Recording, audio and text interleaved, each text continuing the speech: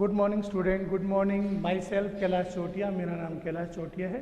और जैसा कि बच्चों आपको पता है, जो रघुनाथ स्कूल की ओर से जो हमारी ऑनलाइन क्लासेज चल रही है, उन ऑनलाइन क्लासेज में मैं कक्षा 10 में आपको एसएसटी या सामाजिक विज्ञान पढ़ा रहा हूँ। हमारा जो दूसरा अध्याय है वो लगातार चल रहा है। मैंने कल आपको बलबन के बारे में बताया था। इससे पहले मैंने आपको कुतुबुद्दीन ऐबक, इल्तुतमिश और रजिया सुल्तान के बारे में बताया था। बलबन को दिल्ली सल्तनत का वास्तविक संस्थापक भी कहा जाता है। वास्तविक रूप से उसने दिल्ली सल्तनत को काफ़ी मजबूत किया था। इससे पहले हमने कुतुबुद्दीन ऐबक के बारे में पढ़ा था, जिसमें यामिनी इलबारी या गुलाम वंश ने यामिनी इलबारी या गुलाम वंश कहा जाता है। कुतुबुद्दीन ऐबक 1206 से लेकर 1210 तक गद्दी पर बैठा था।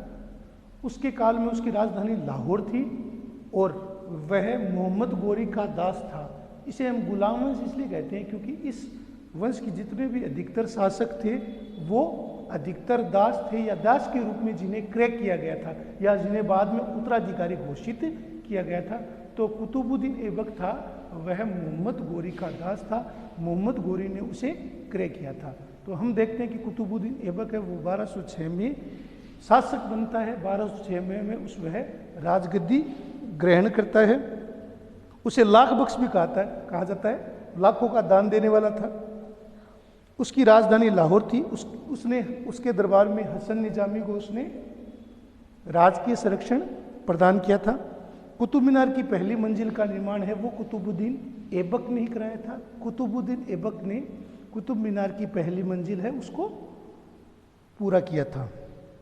बाकी जो शेष जो कुतुब मीनार की मंजिल थी उसका निर्माण उसके जो उत्तराधिकारी या दामाद इल्तुतमिश उसने पूरा करवाया था। तो इल्तुतमिश ने जो कुतुब मीनार की बाकी मंजिल बची हुई थी उनका उसने निर्माण करवाया था। तो इल्तुतमिश है, उसने कुतुब मीनार का निर्माण का श्रेय उसे दिया जाता है। यद्यपि जो प्रारंभिक मंजिलें थी उसका निर्माण है वो कुतुबुद्दीन ऐबक ने किया था। इस जो कुतुब मीनार का निर्माण किया गया था, जो प्रसिद्ध सूफी संत था कुतुबुद्दीन बख्तियार काकी, उसकी स्मृति में करवाया गया था।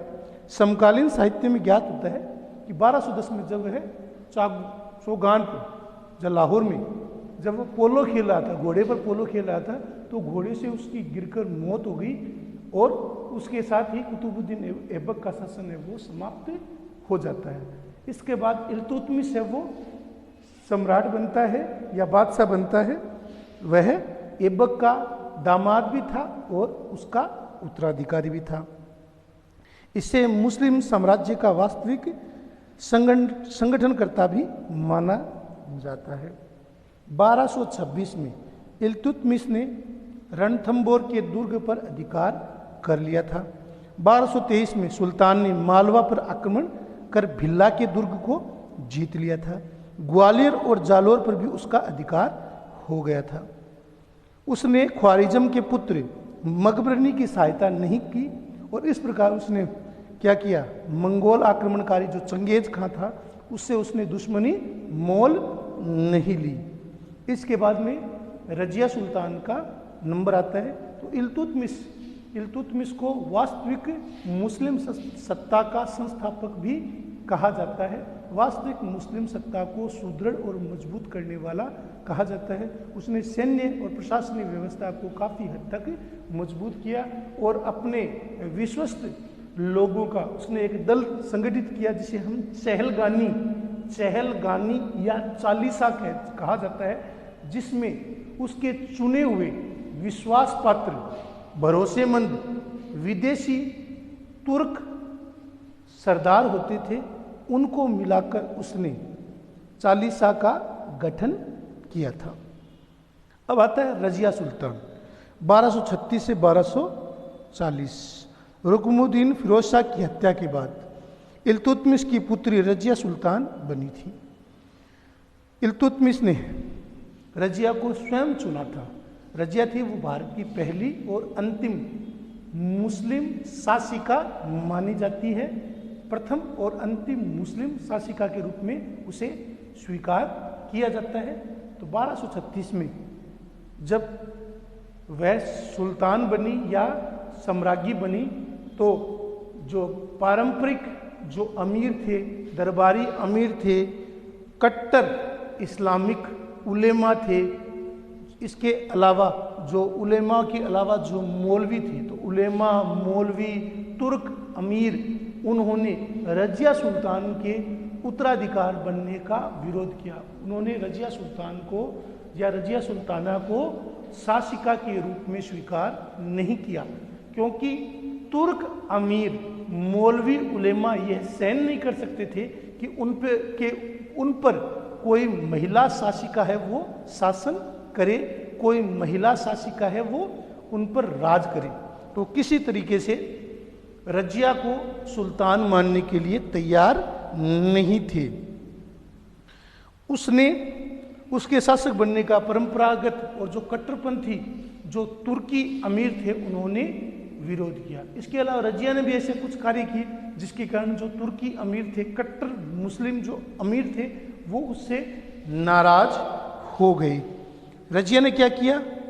रजिया ने पर्दा प्रथा को त्याग दिया और पुरुषों के समान कुबा और कुलाह टोपा पहनने लगी। उसने जलालुद्दीन याकूत को, जो कि अमीर ए आखुर अश्वशाला का प्रधान था, उसके पद से उसे सुशोभित किया।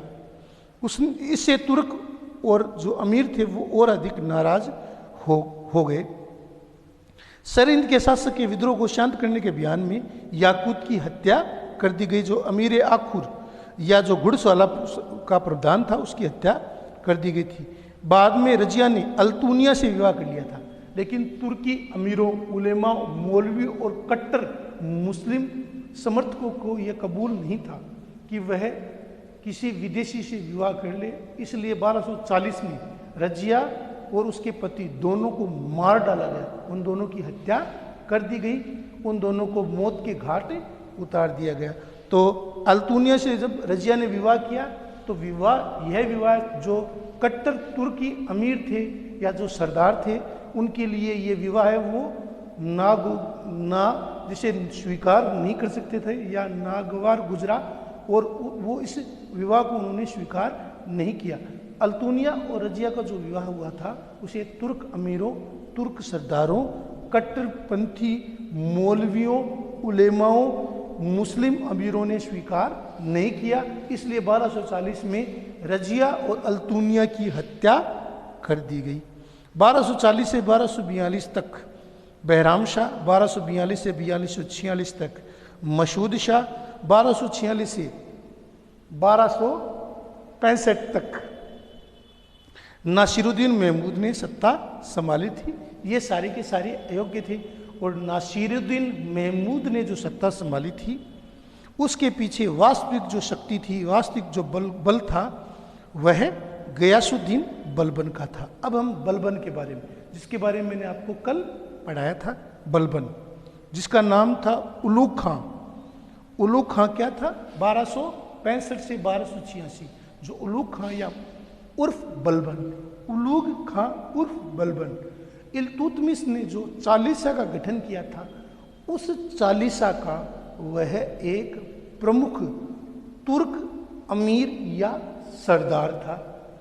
नासिरुद्दीन महमूद के काल में जो वास्तविक सत्ता, वास्तविक शक्ति, वास्तविक सत्ता का केंद्र था वो बलबन ही था।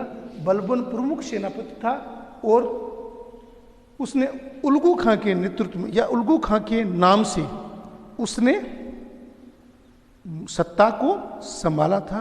और जो चालीसा था जो इल्तुतमिश ने बनाया था उस चालीसा का वह एक प्रमुख अमीर था, प्रमुख दास था, प्रमुख तुर्की दास था। वह 1265 में गद्दी पर बैठा। उसने मंगोलों का सामना करने के लिए मजबूत किलेबंदी की।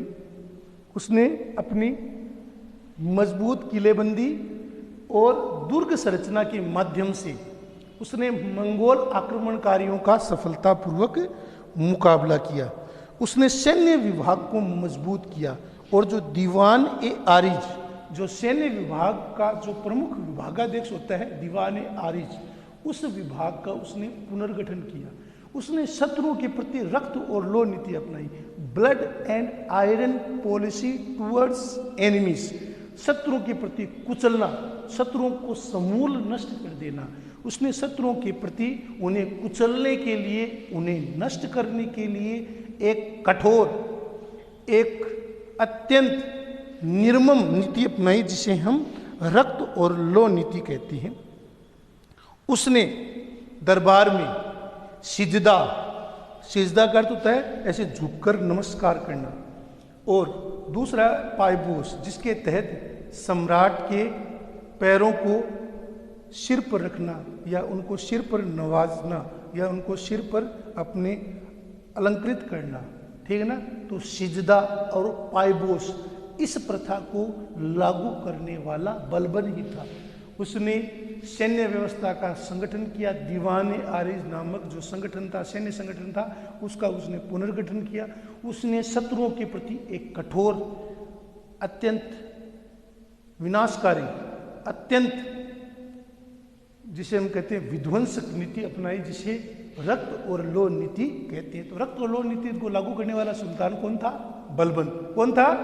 बलबन। बलबन ने रक्त और लौह नीति को लागू किया था। बलबन दिल्ली सल्तनत के प्राकृतिक ढांचे का निर्माता था।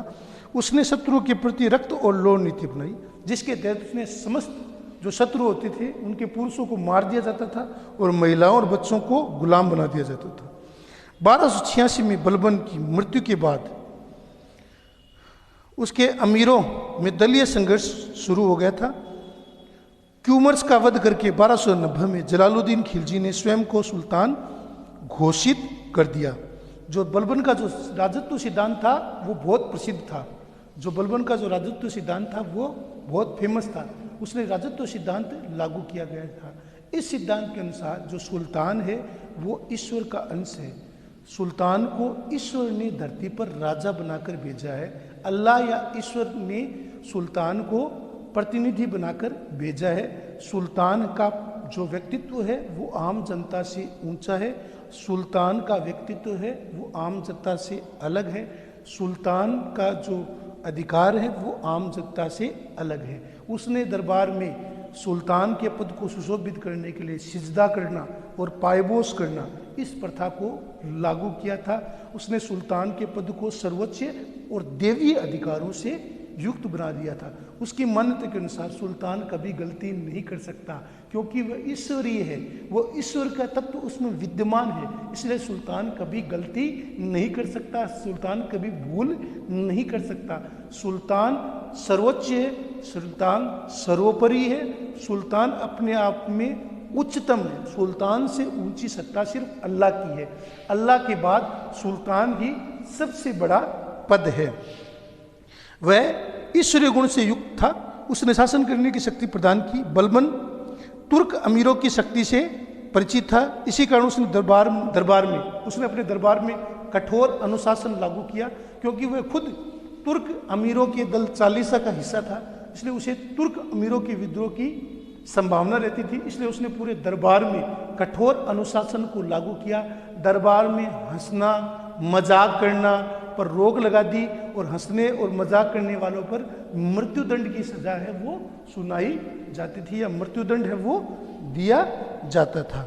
इसके अतिरिक्त उसने कानून व्यवस्था की स्थिति को बहुत ही व्यवस्थित किया।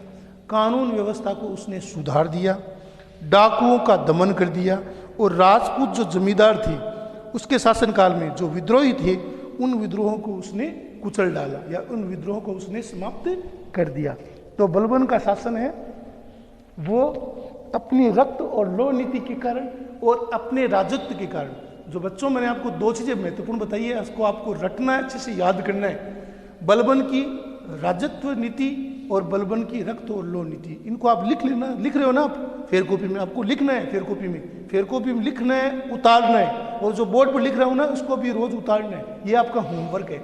आज हम जिसका अध्ययन करेंगे वो अलाउद्दीन खिलजी। 1296 में अलाउद्दीन ने जलालुद्दीन खिलजी की हत्या कर दी और स्वयं सुल्तान या बादशाह बन गया। उसने अपने सिक्कों का पर अपना उल्लेख द्वितीय सिकंदर के रूप में, क्योंकि उसका उद्देश्य पूरे भारत को जीतना था, उसने अपने आप को द्वितीय सिकंदर की उपाधि से विभूषित किया। अलाउद्दीन ने 1301 में रणथंभौर और 1303 में चित्तौड़ पर आक्रमण किया। चित्तौड़ का आक्रमण वो इतिहास में बहुत प्रसिद्ध है, राजस्थान के इतिहास में बहुत प्रसिद्ध माना जाता है। गुजरात अभियान में उसे बहुत सी धन संपदा मिली। गुजरात अभियान से उसे खूब सारा सोना मिला, अपार धन संपदा मिली। इसके अतिरिक्त उसे हिंदू से मुस्लिम बनाए गए मलिक काफूर के रूप में उसे एक अच्छा सेनानायक मिला। इस प्रकार गुजरात में जो बघेल राजपूत राजा था, राजा कर्णदेव के खिलाफ उसने सैन्य अभियान किया था। 1301 में उसने रणथंभौर और 1303 में चित्तौड़ पर, जो चित्तौड़ का आक्रमण था वो इतिहास में बहुत फेमस है, राजस्थान के इतिहास में बहुत प्रसिद्ध है। उसे मलिक काफूर भी मिला। इस मलिक काफूर की सहायता से, मलिक काफूर एक शक्तिशाली महान सेनापति था जो हिंदू से मुस्लिम बना था। मलिक काफूर की सहायता से, मलिक काफूर के कहने पर अलाउद्दीन की सेना ने दक्षिण भारत में प्रवेश किया। उसकी सेना है वो दक्षिण तक पहुंच गई। ऐसा अमीर खुसरो ने भी लिखा है कि जो मलिक काफूर था वो रामेश्वरम तक पहुंच गया, जो भारत का लगभग अंतिम छोर है रामेश्वरम, वहां तक है वो अमीर खुसरो पहुंच गया था। अमीर खुसरो की सहायता से, अमीर खुसरो जो लिखा है मलिक काफूर की सहायता से, अमीर खुसरो ने ऐसा लिखा है कि मलिक काफूर की सहायता से अलाउद्दीन ने देवगिरी, होयसल और पांड्य राज्यों पर आक्रमण किया। अमीर खुसरो इसके बारे में विस्तार से वर्णन करता है कि मलिक काफूर ही वो सेनापति था जिसकी सहायता से अलाउद्दीन ने देवगिरी, होयसल और पांड्य राज्यों पर आक्रमण किए थे। अमीर खुसरो के अनुसार काफूर या मलिक काफूर था वो रामेश्वरम तक पहुंच गया था। तो मलिक काफूर ने देवगिरी, होयसल और पांड्य राज्यों पर आक्रमण किए और उन पर जीत की। अमीर खुसरो जो उस काल का प्रमुख कवि था, उसने तो यहाँ तक कहा है कि मलिक काफूर है वो रामेश्वरम तक पहुंच गया था, वो रामेश्वरम तक चला गया था। इसके अलावा अलाउद्दीन के समय जो राजस्व का ढांचा था उसने उसे पुनर्नियंत्रित किया। उसने विद्रोह पर नियंत्रण करने के लिए एक कठोर नीति अपनाई, जिसके तहत उसने कुछ सुधार किए, जैसे कि जो शक्तिशाली अमीर थे उनकी संपत्ति को जब्त कर लिया, उनकी संपत्ति को छीन लिया गया।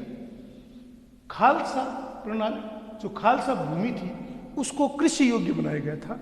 जो खालसा भूमि होती थी उसको खेती योग्य बनाया गया था और वहां पर राजस्व में वृद्धि की गई थी, राजस्व में बढ़ोतरी की गई थी। इसके अतिरिक्त दिल्ली में उसने पूर्ण रूप से मद निषेध कर दिया, न कोई शराब पिएगा या न कोई शराब बेचेगा। पूर्ण रूप से उसने दिल्ली में मद निषेध की घोषणा कर दी। उसने गुप्तचर प्रणाली का गठन किया, गुप्तचर प्रणाली को और अधिक सशक्त और मजबूत बनाया, गुप्तचर प्रणाली को उसने सुसंगठित किया। इसके अतिरिक्त उसने डाक पद्धति और प्रांतीय प्रशासन में भी कई सुधार किए। उसने डाक पद्धति में सुधार किए और प्रांतीय प्रशासन में भी सुधार किए। उसने मुनाफाखोरी और कालाबाजारी, उसने मुनाफाखोरी और कालाबाजारी पर भी रोक लगा दी। उसने सुल्तान अलाउद्दीन को पुलिस, गुप्तचर प्रणाली, डाक पद्धति और प्रांतीय प्रशासन में उसने कई सुधार किए। उसने सेना का पुनर्गठन किया, सैनिकों का हुलिया नोट करना और घोड़ों का निशानदेही करना, ये उसके काल में शुरू हुई थी। उसने मुनाफाखोरी और कालाबाजारी पर पूर्ण रूप से कठोर नियंत्रण किया। सिराए अदल एक प्रकार से बाजार था जहाँ पर स्थानीय और विदेशी बाजार लगता था, जो साप्ताहिक या मासिक होता था। अलाउद्दीन पहला शासक था जिसने सैनिकों को जागीरों के स्थान पर नगद वेतन देने का व्यवस्था को उसने लागू किया था, नगद वेतन देने की प्रणाली को उसने लागू किया था। तो आज हमने देखा अलाउद्दीन खिलजी 1296 में अलाउद्दीन खिलजी ने क्या किया, जलालुद्दीन खिलजी की हत्या कर दी और स्वयं बादशाह बन गया था। उसने सिक्कों पर अपना उल्लेख है वो द्वितीय सिकंदर के रूप में किया था। अलाउद्दीन 1301 में रणथंभौर जीता और 1303 में उसने चित्तौड़गढ़ के दुर्ग पर विजय प्राप्त की थी। गुजरात अभियान से उसे अपार धन संपदा मिली और उसके अलावा हिंदू से मुस्लिम कन्वर्ट हुए प्रमुख सेनापति मलिक काफूर मिला। मलिक काफूर की सहायता से उसने दक्षिण भारत में प्रयास किया। उसने होयसल पांडे के अलावा उसने देवगिरी को भी जीत लिया। यहाँ तक कि अमीर खुसरो कहता है कि उस जो मलिक काफूर था वो रामेश्वरम तक पहुँच गया। उसने कुछ सुधार किए, जैसे कि अमीर वर्ग की संपत्ति को जब्त कर लिया, खालसा भूमि को उसने कृषि योग्य बनाया और राजस्व में वृद्धि कर दी। इसके अलावा उसने अमीरों के पारंपरिक मेल मिलाप पर रोक लगा दी। उसने दिल्ली में पूर्ण रूप से मद्य निषेध कर दिया। गुप्तचर प्रणाली को उसने सुसंगठित और मजबूत बना दिया। सुल्तान ने गुप्तचर, पुलिस और डाक पद्धति को कई सुधार किए। उसने मुनाफाखोरी, कालाबाजारी को पूर्ण रूप से रोक दिया। मुनाफाखोरी और कालाबाजारी को संपूर्ण रूप से उसने रोक लगा दी। किसी प्रकार की मुनाफाखोरी करना या चोरी करना या कालाबाजारी करना एक दंडनीय अपराध हो गया। सराय अदल एक स्थानीय और विदेशी बाजार होता था। कम तोलने वाले का शरीर का उतना ही मांस काट लिया जाता था जितना कि उसने कम तोला है। उसने मुनाफाखोरी और कालाबाजारी पर संपूर्ण रूप से प्रतिबंध लगा दिया था। अलाउद्दीन पहला शासक था। उसने अपने सैनिकों को नगद वेतन देने की व्यवस्था को भी शुरू किया। नगद वेतन की व्यवस्था को लागू करने वाला अलाउद्दीन खिलजी पहला शासक था। तो इस प्रकार हमने आज अलाउद्दीन खिलजी के बारे में पढ़ा है। ये आपका होमवर्क है, इसे आप लिखना है। मैं आपको रोज पॉइंट लिखा रहा हूँ बच्चों। बहुत बोर्ड पर लिखाते बहुत मेहनत होती है, तो आपको भी मेहनत करनी है, घर पर इनको लिखना है। अलाउद्दीन खिलजी के 10 सुधार, इसको आपको लिखना है, याद करना है। ये आपका होमवर्क है। धन्यवाद।